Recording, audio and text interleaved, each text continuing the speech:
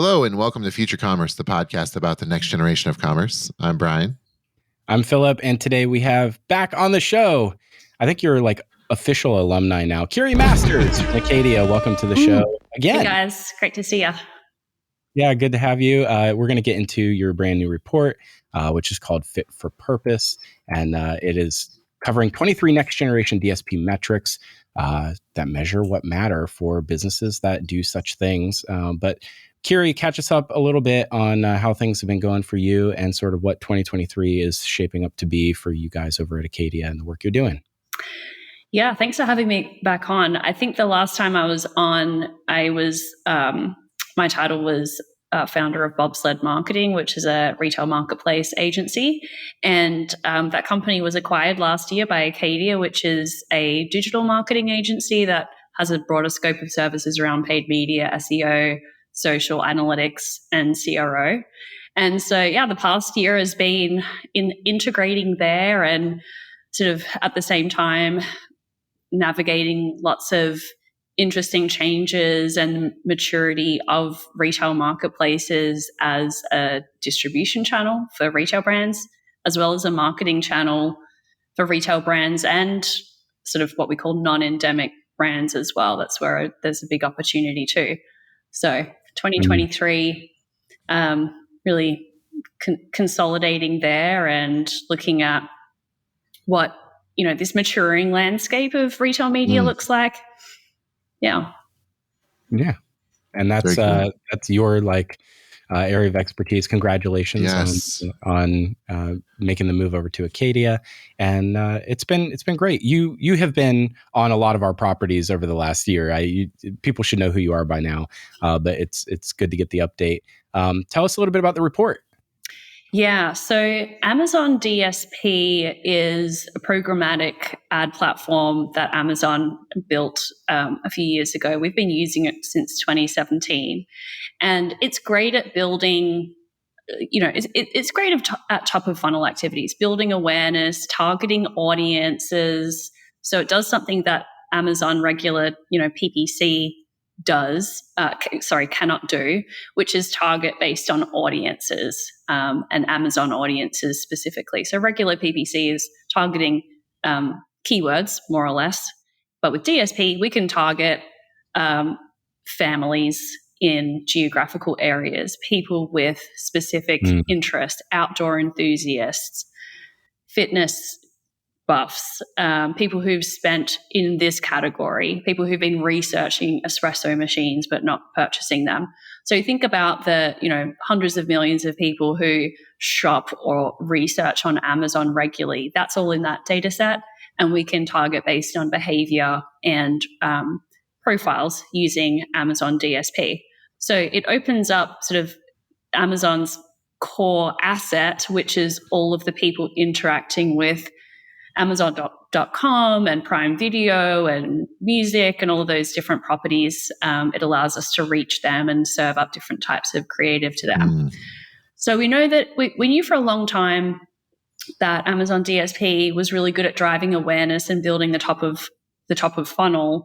But we wanted to understand a bit more around how that worked and what kind of metrics could we use, particularly earlier on in the customer journey, besides the usual suspects of ROAS and impressions and views, which are they can help tell you something, but they do not paint the full picture or the full story. And we found it necessary for a lot of our clients to take a step back and understand what was happening at each stage of the buyer journey, based on a better set of metrics that, as the report is called, are fit for purpose. They're really fit for each stage, rather than these sort of like broad, sort of in some cases clumsy kind of metrics that don't give the full picture.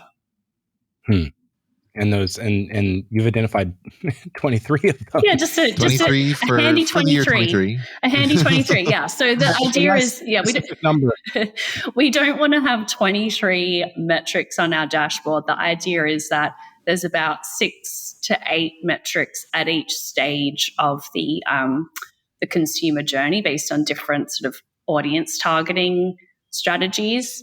And we also built a self-assessment which brands can take, which asks about brand objective and a couple of questions about product attributes. And then that will actually produce 6 to 8 metrics, again, that a brand should focus on given what their objectives and sort of competitive situation is. So the idea is, there's not 23, but a smaller handful that'll paint a better picture, and we explain, why these metrics, what is this actually telling you, and how's this going to help. And these differ from traditional metrics. The ones that you've outlined, there's a lot of metrics out there that are looked at as sort of the standard, or maybe they're being called into question a little bit more recently. Why did you focus in on these? Does it have to do with how attribution works, or tell us a little bit more about like the reason why those are the metrics you picked are the key ones that should be focused on? Yeah, so we actually invented a couple of metrics ourselves because we weren't finding everything that we were looking for. And like I said, Amazon has all this data about shopper profiles, and now that as we understand a little bit more about how a view is calculated, and we realized that there was actually a lot more inside the DSP data set than the typical metrics we're tapping into. So we actually invented a couple of our favorites here are competitor audience acquisition.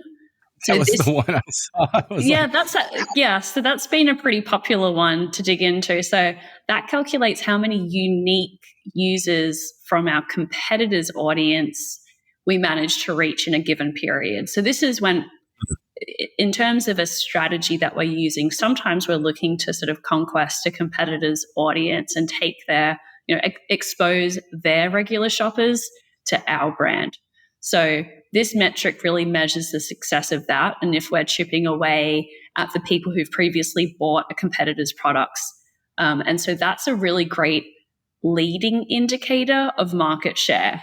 So market share is going to come later.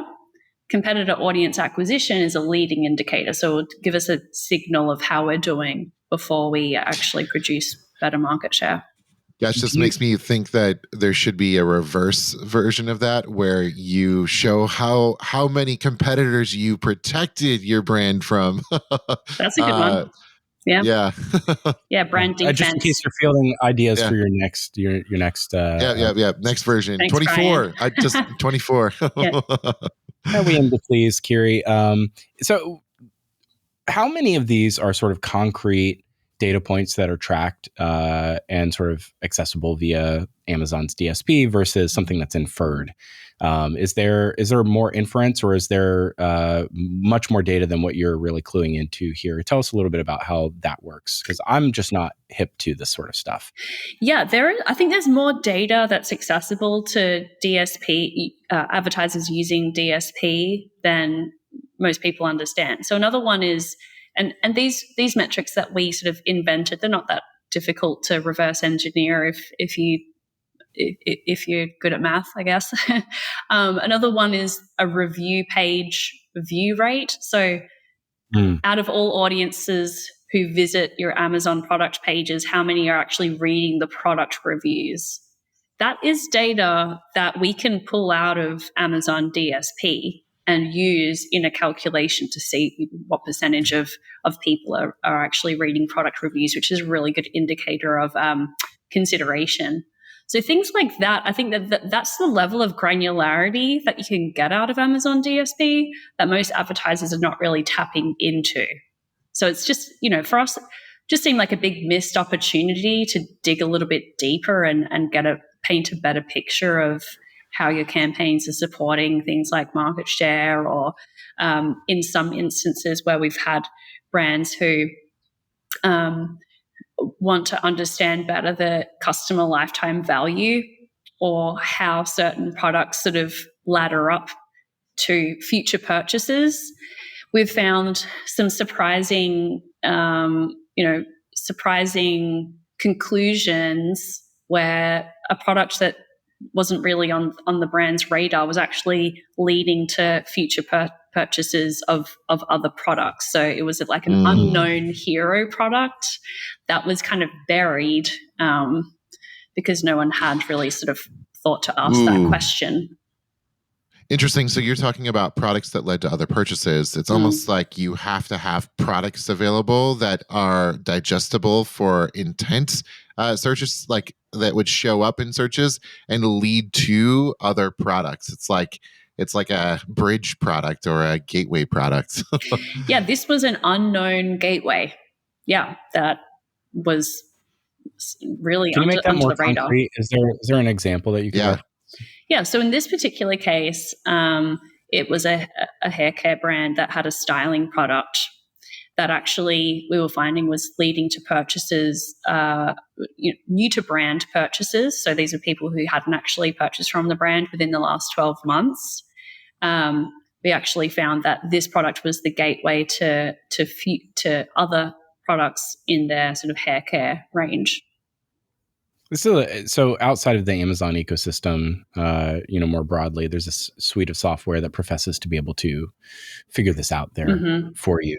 So if you're a retailer or an e-commerce pure play, you're probably looking at something like a customer data platform or a CDP that purports to be able to find these sort of strong and weak links between customer purchase behavior, but it requires a really high amount of loyalty to get any use out of that, because repurchasing, lifetime value, these are behaviors that are funnels unto themselves. Of like, very few customers wind up repurchasing 5, 6, 7, 8 times, especially in direct relationships. Amazon, however, has the benefit of being, having near 100% penetration to consumers, at least in North America.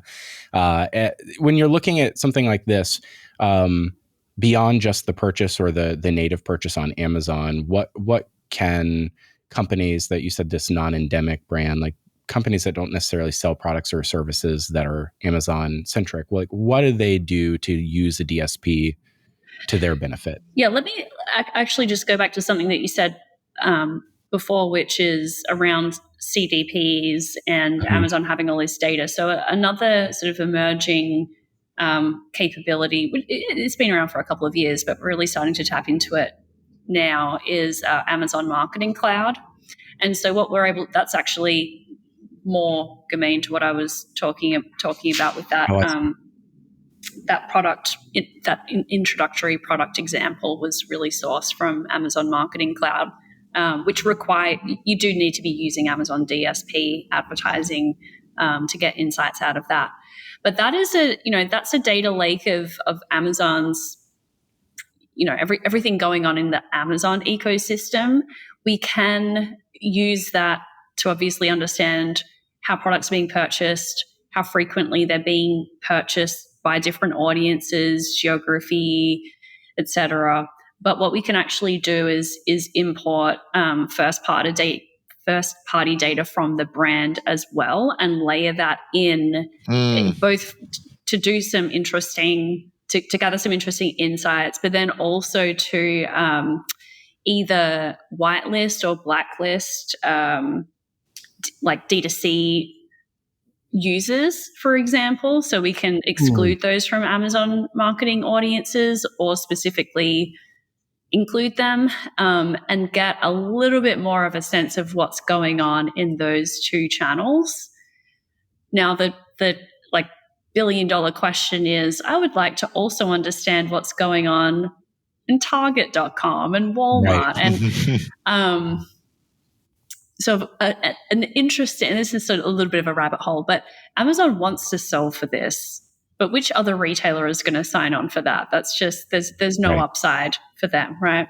But one interesting thing that Amazon did recently as part of their AMC, Amazon Marketing Cloud data set, they started to include data from Foursquare, which I didn't even know still existed, right? And but apparently there's 50 million users, like Wow. 50 million users that Amazon's able to like import their store visits into Amazon Marketing Cloud.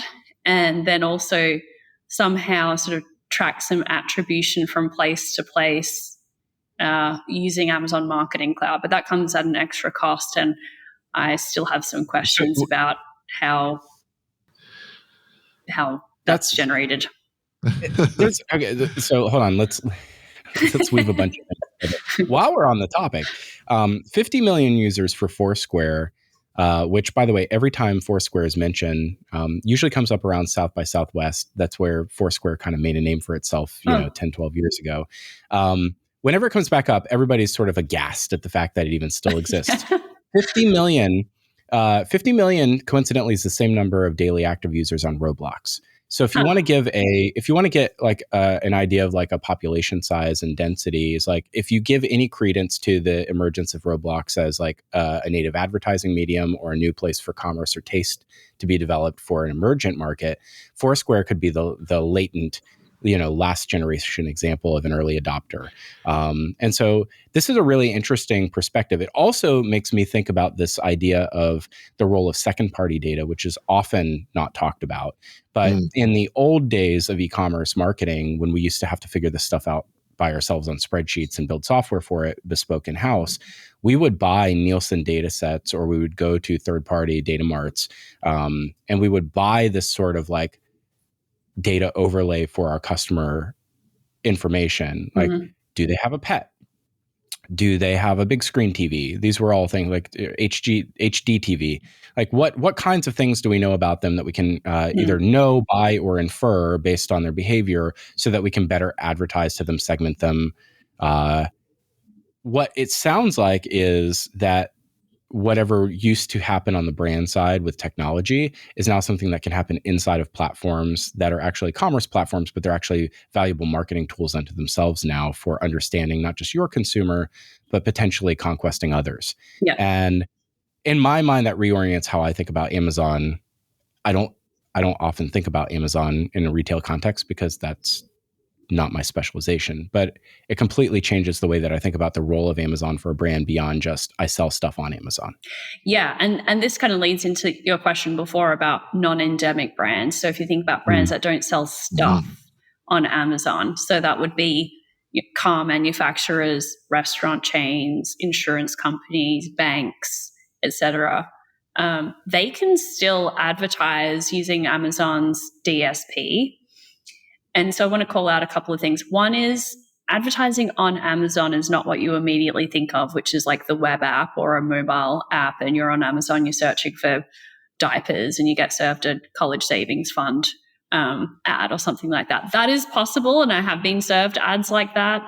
But Amazon also has a media platform outside of the shopping experience, which includes Prime Video and different sort of entertainment verticals. Freevee is a new one, and then also like they tap into third party ad networks as well, so that if you're on Vox.com or Forbes or a whole variety of different websites, you'll be served Amazon DSP ads there as well, which can go back to Amazon in the case of an endemic brand, and you might be shown an ad for whatever widget that you were looking at last time you were shopping with the price, and be reminded to go check it out.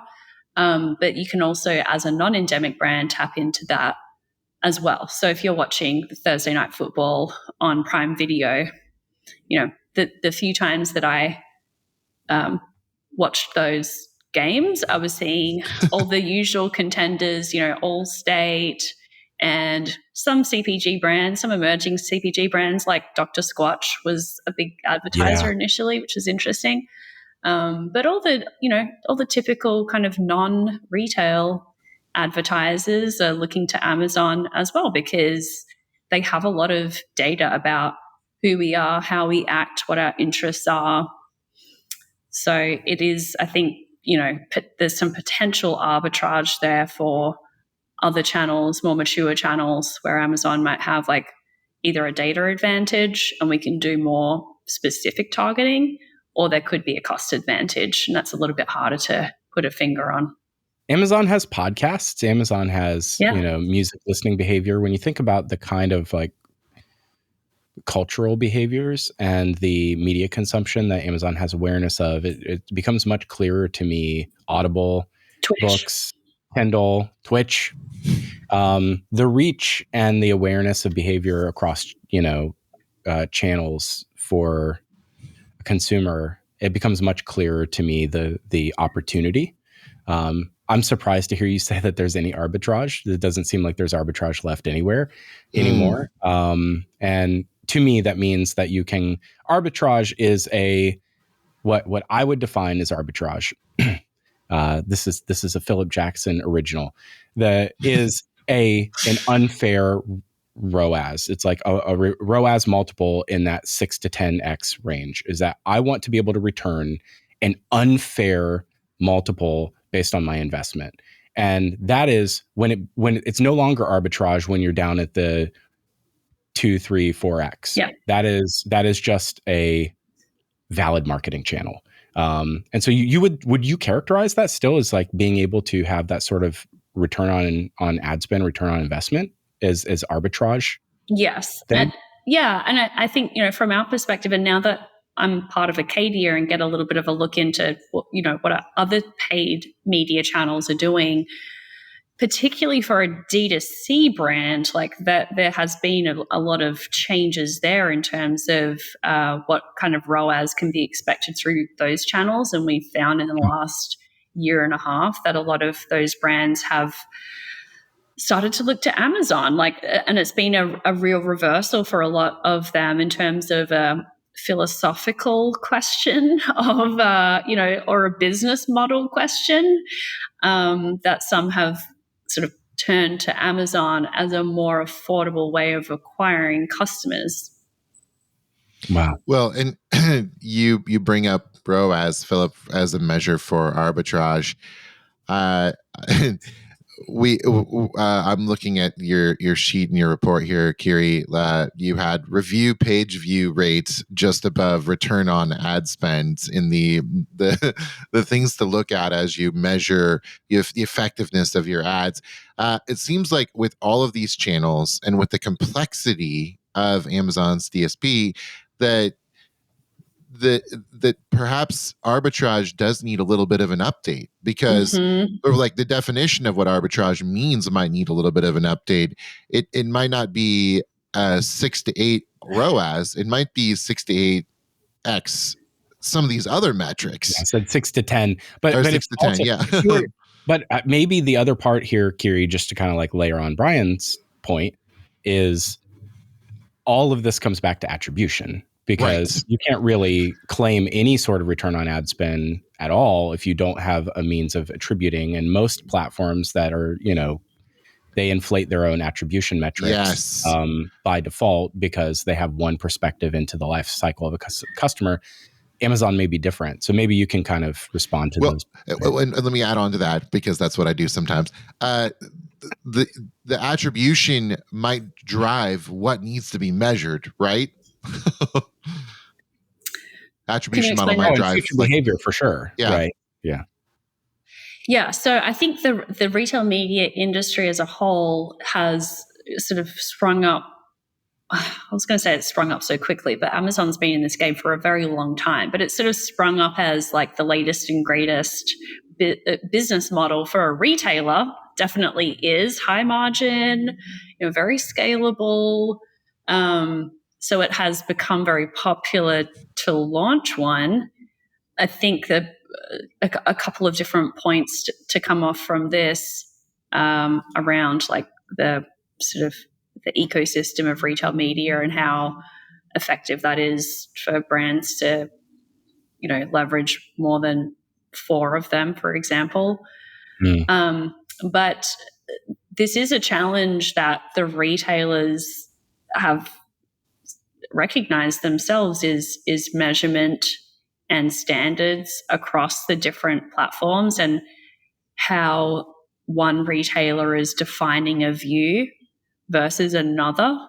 Those are not yet standardized. And so there is a call for standardization from brands. Retailers are very open to it because they want to be seen as credible.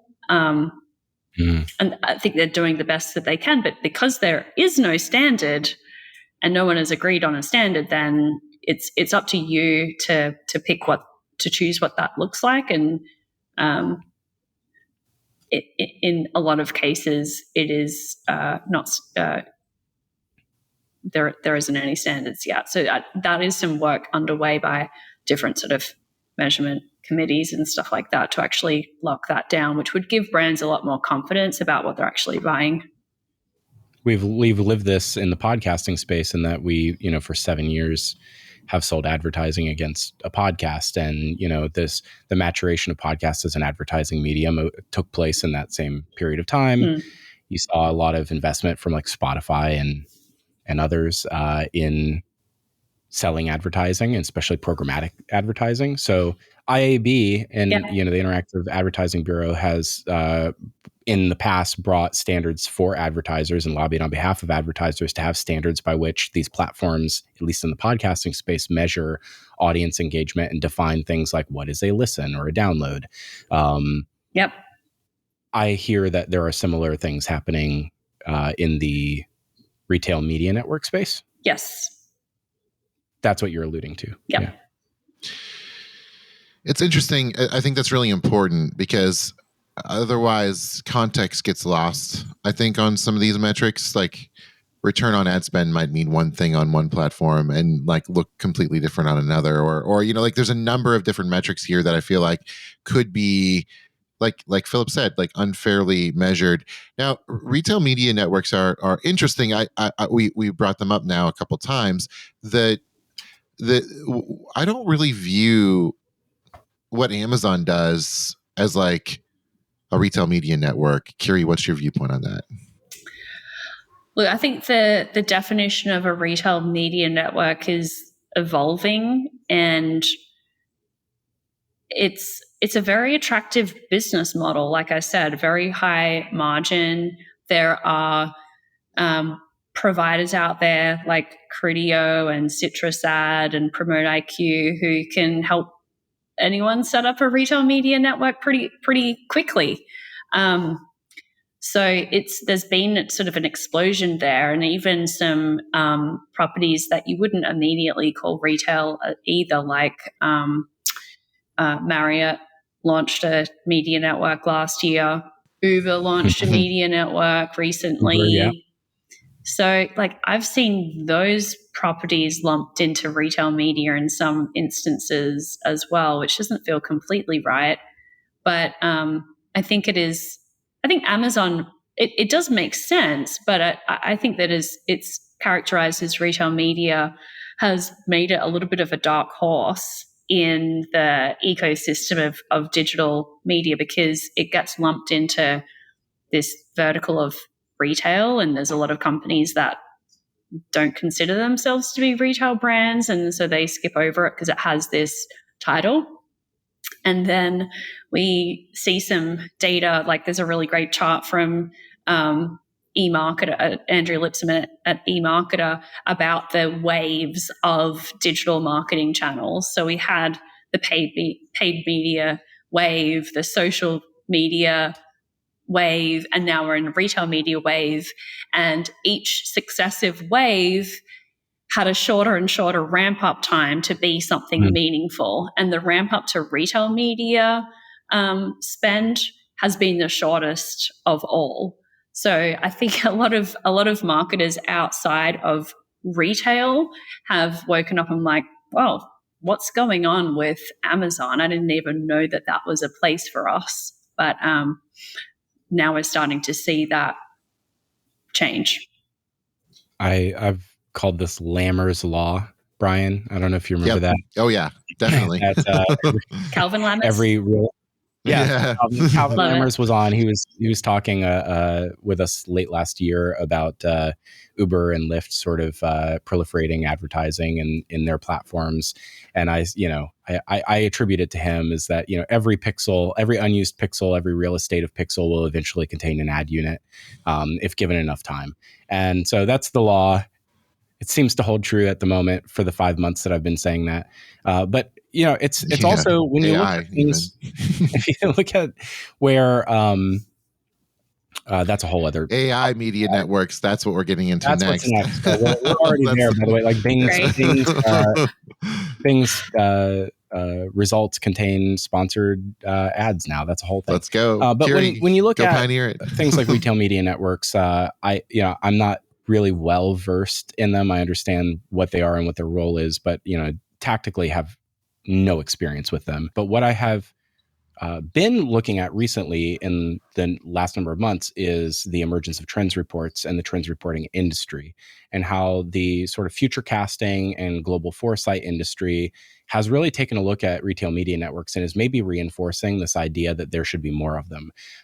In particular, because the amount of spend, Kiri, to your point, has come so fast and furious. To wit, Gartner has retail media networks at the very apex of its hype cycle, coming out in 2022. And so when over the top being the only thing that's beyond that peak of inflated expectations on that upswing. And there's very, very few trends reports that have a lot to say about the amount of growth that's left in retail media networks. Not that there won't be more of them, but the amount, and that would be, reasonable to direct towards them.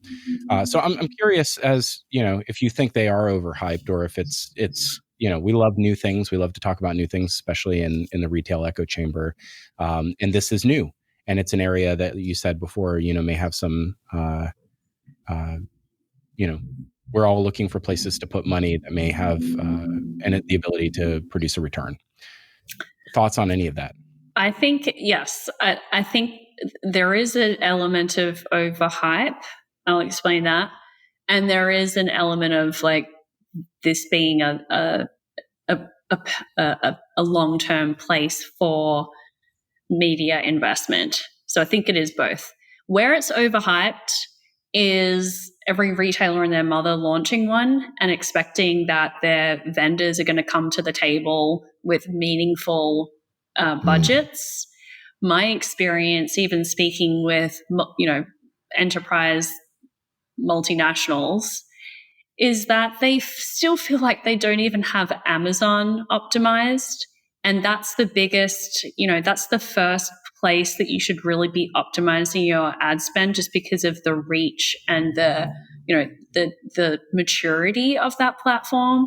Other retail media networks are just so far behind Amazon. So if you don't feel like you've got that one right yet, chances are you're not going to be deploying like a meaningful amount of budget to, Gap's retail media network. And in fact, Gap just closed their retail media network because I'm assuming that it became a distraction and or they couldn't get enough traction on it.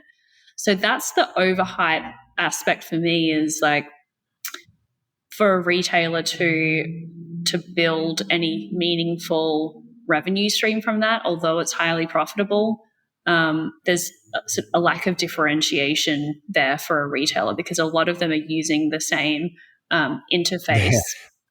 So the backbones are the same. Yeah. And so your main sort of carrot and stick, well, the carrot is, well, you can access our sort of customer network and tap into some of that data and repurchasing and stuff like that. Okay. And the stick is you have to spend 1% of your revenue on this channel. So it's not really an option in some cases. And that has been, look, this isn't anything new. This is the retail industry for, generations far beyond what I've been exposed to is trade dollars. And you need to pay for in-store trade marketing to be able to get a good, good shelf space and good promotional access. So this is, some people sort of say in a critical tone of voice, oh, this is just the new trade marketing. Yes, it is. It is the new trade marketing. And in some, like with Amazon, it is in some cases for very large vendors, it's written into their trade agreement that they're going to spend a certain amount on ads each year. Walmart does the same. So it's simply moved from end caps to PPC advertising. Mm. And so that's the sort of method that some of these retail media networks are using to actually get dollars in, is making it a requirement rather than an option. So that doesn't like necessarily build a lot of sort of goodwill and letting that channel stand on its own 2 feet when it's sort of the only way to get dollars flowing in is to make it a requirement. They're cheating. It's like they're stacking the deck. Yeah. It's like, yeah. I'm sure that must be really annoying for their partners. Like that's like, you're incentivizing. Yeah. That's been happening since forever in retail. You could have said the same thing about planograms and, in shelf space. You can still say the same thing. So yeah, it's an interesting thing. Yep. It's the digital equivalent of it's something that honestly probably is overdue, especially since there's so much of the online growth, especially for and online meaning a lot of things now. Like online can be in-store pickup, online, e-commerce can be attributed to sort of this hybrid mixed mode shopping of creating home delivery. Like there's so many ways that customers are digitally interacting with these brands now. It's like sort of seems obvious to me. But anyway, there's a lot of thoughts too, in reading one of these trends reports, one of which was put out in 2022 by Colin Lewis and Michael Islip. One thing that's come up in the question here is is spend on these platforms incremental sales, or are we pulling demand forward or cannibalizing other channels? And you mentioned that earlier is means to which you can protect yourself from other channel cannibalization by identifying customers, excluding segments, that sort of thing. There must be brands that are achieving real growth here, or else people wouldn't be spending on the platform. Or is that a naive point of view? Oh, yeah. Look, there's a lot to unpack here. I think that one of the biggest challenges with retail media is the attribution across different channels. Is there a world where Target and Walmart have some kind of non-identifiable way to share that data so they can gang up on Amazon? I'm not it could happen. What if some of these retailers sort of joined together and actually sort of shared some data that was, shared in a non-identifiable and safe way in order to present a viable alternative? I think it's a long shot, but it could happen. And that would... They call that a cartel. They call that a cartel. Yeah. I don't know. Yeah. I think that what remains true, for better or worse, is that Amazon is the gorilla in the room, and it's still the best place to spend a retail media dollar until you reach a point of, sort of maximizing out of that. They're just so far ahead of the capabilities of anyone else. Amazing. We've asked you this before, Kiri, and we'll take the reins off. You don't just have to be self-referential, but what is the future of commerce for you at this moment in 2023? I'm really interested about. I'm hearing so many mixed messages about consumers returning to stores and online going away. I look at myself. I haven't changed. If any, I haven't changed my habits so much, and I sort of question the motives of a lot of the sources sort of bringing out this research as well. But I think what's going to be interesting is seeing how online and offline unfolds. I think there is really a place for both. And we're sort of, the sands are settling now. There might be a big difference between, convenience items and more experiential shopping in store. There's still, great online experiences that you can have as well that are better than in store. So I'm really interested to see which kind of either verticals and or buying experiences end up being clearly superior in one or the other. It's interesting. I'm interested in that as well. I'm excited. I'm excited for that to uncover this this mystery and also attribution. I'm curious about in-store attribution versus online. Philip, you mentioned that earlier, like how we're attributing things to digital.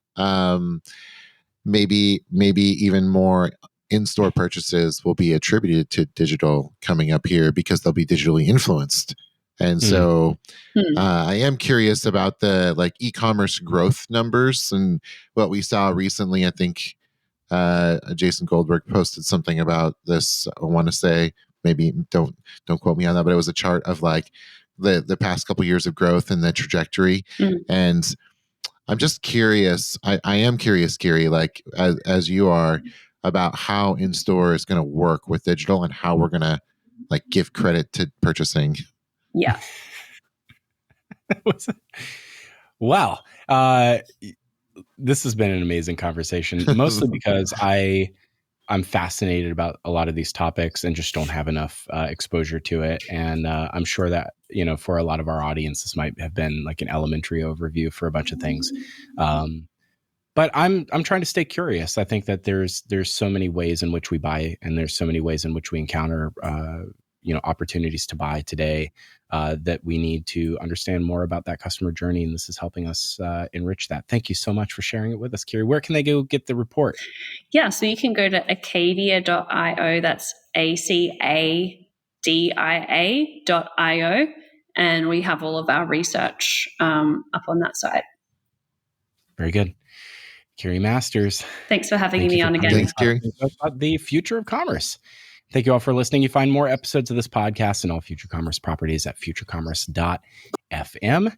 And go ahead and subscribe to the Senses. It'll be in your inbox twice a week, telling you about the changes in consumer and culture and the way we buy things.